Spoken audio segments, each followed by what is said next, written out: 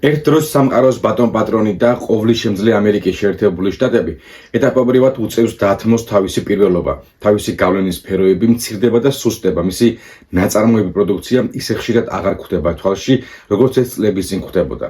მოკლედ, სახეზე გვაქვს აშშ-ის დაღმასვლა, რომელიც თვალსაჩინოა. თუ კი ამ ვიდეოს უყურებ, ჩემთვის ძალიან მნიშვნელოვანია ის, რომ ჩემი არხი გამოიწერო, შენი აზრი კომენტარების სახით დააფიქსო და თუ მოგეწონა, ლაიქიც დამიტოვო. შეგახსენებთ, რომ ჩვენი ვიდეოების სპონსორია შეინსანდო ხელოსანი, შეინსანდო ავეჯი და კანონმენი. ბრაზილიაში, რუსეთში, ინდოეთში ერთ დროს ხედავდნენ 10,000-ობით ფორდის მანქანებს თავიანთ ქალაქებსა თუ ქუჩებში, თუმცა ახლა ისინი გაქრნენ.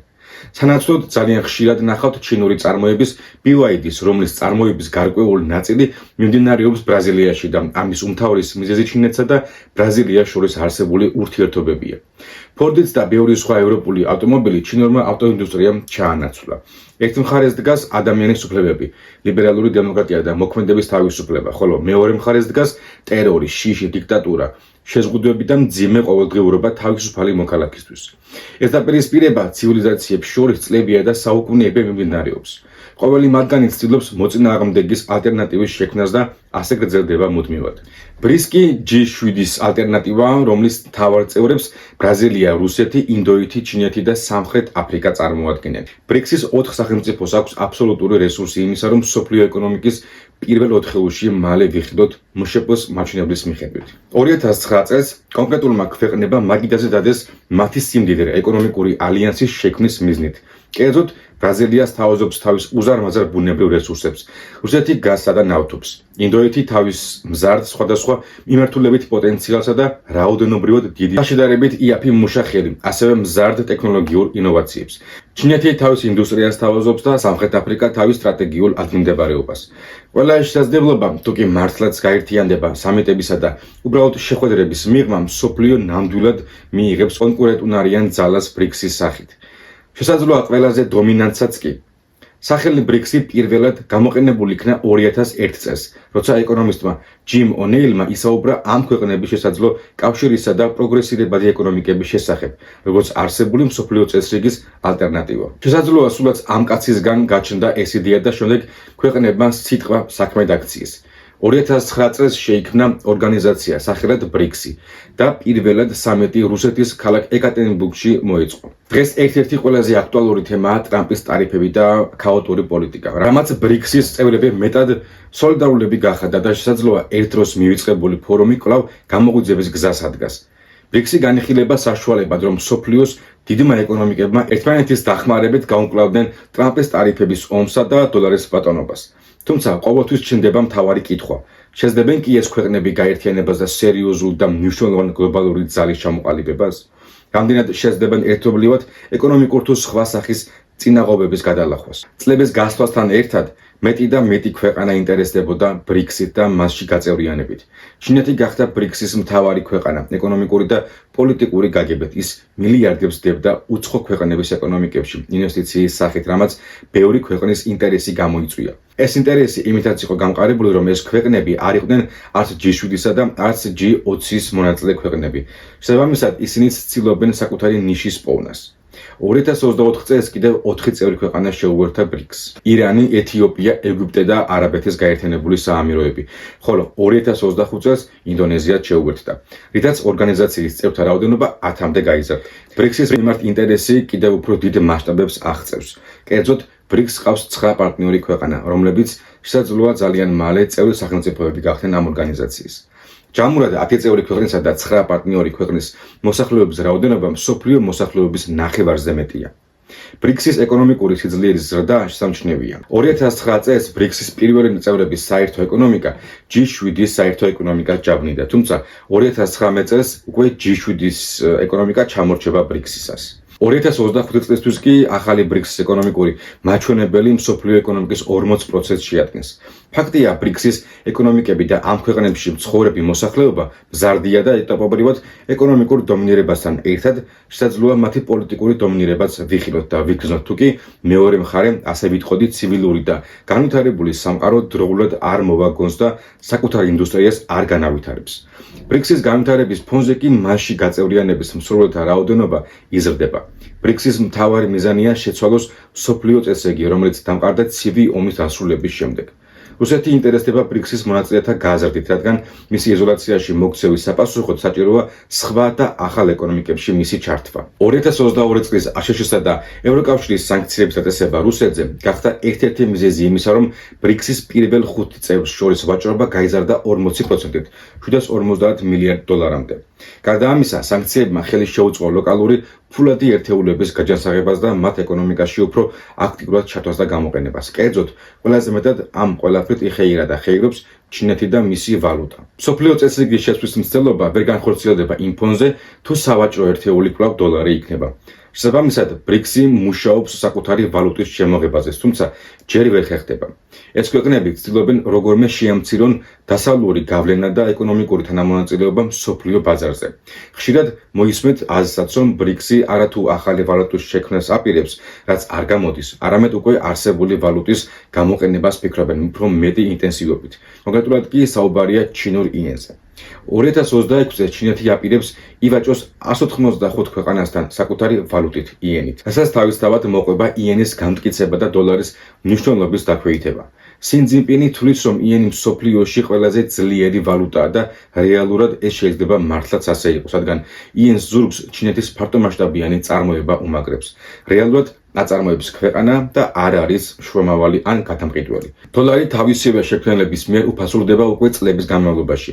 მხოლოდ 2020-2021 წლებში 4-დან 20 ტრილიონ დოლარამდე დოლარის კუპიურა იქნა დაბეჭდილი, რითაც მომენტალურად ხდება ეკონომიკის გაჯანსაღება, თუმცა უფასურდება ყველაფერი. იზრდება ინფლაცია და იზრდება აშშ-ის ვალი, რაც ისედაც 38 ტრილიონ დოლარამდეა ასული.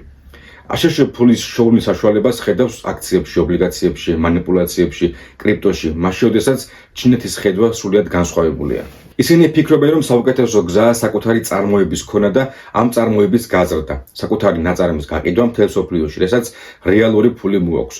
დღეს ჩინეთის ინდუსტრია აწარმოებს აშშ-ზე, ევროკავშირსა და იაპონიაზე ჯამურად მეც, რაც მის ეკონომიკაზეც აისახება. ამ ქვეყნებმა ეტაპობრივად უარი თქვეს ინდუსტრიალიზაციის განვითარებაზე, რასაც ჩინეთის აღზევება მოყვა. სწორედ ამიტომ 2026 წელი შეიძლება გადამწყვეტის კი იყოს, რადგან ჩინური ექსპანსიის ფონზე იენმა შესაძლოა დოლარი ჩაანაცვლოს და ბრიქსის ალიანსი დომინანტი გახდეს მსოფლიო ბაზარზე, არა რაიმე ახალი ვალუტით, არამედ უკვე მყარი და არსებული ჩინური ვალუტით, იენით. სხვათა შორის იენის სიძლიერეს დამატებით ისიც განაპირობებს, რომ ჩინეთი გასცემს დიდ ცეცხლებს აფრიკისა და აზიის ტერიტორიებზე და იენში გაცემული ცეცხლი ისევ იენში უბრუნდება. შესაბამისად, იენში გადახურდავება ჩინეთის ვალუტას მხოლოდ აძლიერებს. კარგი მაგალითია კენია, რომელსაც ცეცხლი ჰქონდა აღებული აშშ-სგან დოლარში, ხოლო შემდეგ ჩინეთმა გასცა მასზე დამატებითი ცეცხლი, დააკონვერტირა იენში თავისი ვალუტა, გაესტუმრა აშშ და ახლა ჩინეთისთვის უფრო ნაკლები პროცენტი აქვს გადასახდელი, ვიდრე აშშ-ისთვის უნდა გადაეხადა. გარდა ამისა, ჩინეთი გაცემულ ცეცხლს თავის სამუშაო ძალასა და ინდუსტრიას მოაყოლებს. ყველა დიდ პროექტზე გაცემული ცეცხლი დამატებით სტიმულირდება იმით, რომ ცეცხლის სახით გაცემული ფული ჩინეთის ეკონომიკაშივე ბრუნდება პირდაპირ გზით, როგორიცაა მძიმე ტექნიკის შეძენა, გამოცდილი ჩინელი პერსონალის დაქირავება და ასე შემდეგ. ერთის მხრივ გასცემს ცეცხლს იღებს სარგებლეს და მეორეს მხრივ თავის ნაწარმსაც და სამუშაო ძალასაც ყიდის, რაშიც დამატებით იღებს უზარმაზარ თანხას. ჩინეთი როგორც ბრიქსის მთავარი და ყველაზე ძლიერი ქვეყანა, ბრიქსის კავშირებსა და საერთაშორისოობას იყენებს საკუთარი დომინაციის გასაზრდელად და ეკონომიკურ ჰეგემონად ჩამოსაყალიბებლად. ბრიქსის მორიგი მიზანია SWIFT-ის სისტემიდან სრულად ჩახსნა და საკუთარი საგადასახადო სისტემის შექმნა, რასაც სავარაუდოდ მოახერხებენ კიდეც ძალიან მალე. ჩინეთის ერთ-ერთი მთავარი პარტნიორია ბრაზილია, რომელთანაც წლებია ეკონომიკური და პოლიტიკური კავშირი აკავშირებთ. ბრაზილია კი თავის მხრივ არა მხოლოდ სამხრეთ ამერიკაში, არამედ მსოფლიო ბაზარზე თავისი ღირსეული ადგილი უკავია და ჩინეთთან თანამშრომლობით კიდევ უფრო მეტად ახერხებს წინსვლას ეკონომიკურად. ჩინეთისთვის ბრაზილია ერთ-ერთი ყველაზე დიდი ბაზარია, სადაც და ვისთანაც ასეთი ახლო ურთიერთობა აქვს თავისი 215 მილიონიანი მოსახლეობით. ბრაზილია კი ჩინეთისთვის სტაბილური პარტნიორია კვების პროდუქტების მწოდების ნაწილში. ბრაზილიური ნაწარმი დიდად ეხმარება ჩინეთს საკუთარი მოთხოვნებები დააკმაყოფილოს სრულად. ბრაზილია ჩინეთში ექსპორტის სახით 100 მილიარდზე მეტი პროდუქცია შეაქვს, ხოლო აშშ-ში ბრაზილიის ექსპორტი არ აღემატება 25 მილიარდ დოლარს. გარდა ამისა, რუსეთის ექსპორტის 35% სწორედ ჩინეთზე მოდის. მხოლოდ ჩინეთი იღებს რუსეთის ექსპორტის მესამედსაც რუსეთს ფაქტობრივად ჩინეთზე დამოკიდებულს და მის იმედად მყოფს ტოვებს. ბრიქსის იდეა, როგორც იდეა, მათი შემქმნელებისთვის კარგია, თუმცა ბევრ სირთულესთან უწევთ გამკლავება. ბრიქსის წევრები არ არიან ისეთი ერთიანები, როგორც ევროკავშირი. ბრიქსი არ არის გაერთიანება ან ბლოკი, ერთიანი სისტემა რომ გქონდეს. ეს არის უბრალოდ ქვეყნების ერთობა საერთო გლობალური დომინაციის მიზნით, თუმცა კონკრეტული წესებისა და ერთიანი სტრატეგიის გარეშე. არ განიხილება მათი ორგანიზაციული ერთიანობა და ერთმოქმედ ორგანიზმად ჩამოყალიბება. თითოეული წევრი ვაჭრობს იმასთან, ვისთანაც უნდა, იმ ტარიფით, რატარიფიც მას სურს. ბრიქსის ქვეყნებს არ სურთ კონკრეტული პოზიციის დაკავება და სურთ ივაჭრონ ყველასთან, როგორც ამას ჩინეთი ან ბრაზილია აკეთებს. ბრაზილია ვაჭრობს აშშ-თან, ევროკავშირთანაც და ჩინეთთანაც და ამის დათმობას ალბათ არ აპირებს. აქვე უნდა ითქვას ისიც, რომ ბრიქსის წევრი ქვეყნებისა და მათი პარტნიორი ქვეყნების წილი მსოფლიო აგროკულტურისა და საკვების ნაწილში უზარმაზარია. ამ ქვეყნებში იწარმოება თითქმის ნახევარი იმ საკვებისა, რასაც მსოფლიო მიირთმევს: ხორცი, ზეთი, შაქარი, კარტოფილი და ასე შემდეგ.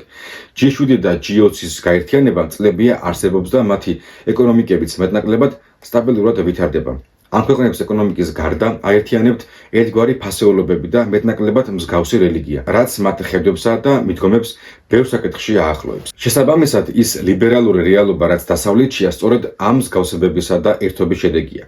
დასავლეთი დგას ადამიანის უფლებების სადარაჯოზე, თუმცა იგივეს ვერ ვიტყვით ბრიქსზე.